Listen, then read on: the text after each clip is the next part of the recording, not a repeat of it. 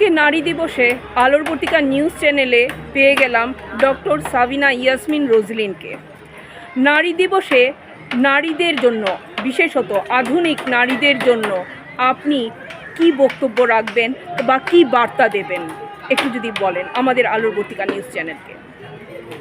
আজ নারী দিবস উপলক্ষে আমি সবার আগে ধন্যবাদ জানাবো কলেজ স্কোয়ারের যারা কর্ণধার রয়েছে। নারী দিবসে সকল নারীকে আমরা এক জায়গায় আমরা আসতে পেরেছি, একত্রিত হতে পেরেছি এবং আমরা এখানে কলেজ চত্বরে একটা ছোট্ট মিছিল করলাম বিভিন্ন নারী প্রযুক্তি উন্নয়ন সম্পর্কিত বা নজরুল সঙ্গীত, রবীন্দ্রসঙ্গীত ইত্যাদির মধ্য দিয়ে, এবং বিশিষ্ট গুণীজনেরা উপস্থিত ছিলেন। খুব সুন্দর একটা সময় কাটালাম আমরা এই সন্ধ্যা। বিদ্যাসাগরের পদতলে পাশেই আমরা এখানে বসে সকল নারী একত্রিত হয়েছি এবং এখানে কবিতা, গান, আবৃত্তি এবং বক্তৃতার মধ্য দিয়ে আমাদের সুন্দর সময় কাটছে।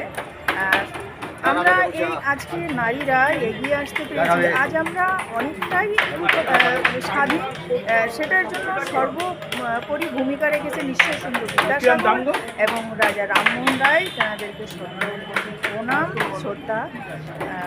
এছাড়া আমরা এখানে আমরা যে একসাথে আসতে পেরেছি সকলে মিলে, বিভিন্ন রাজ্য থেকে, বিভিন্ন জায়গা থেকে বিভিন্ন গুণীজন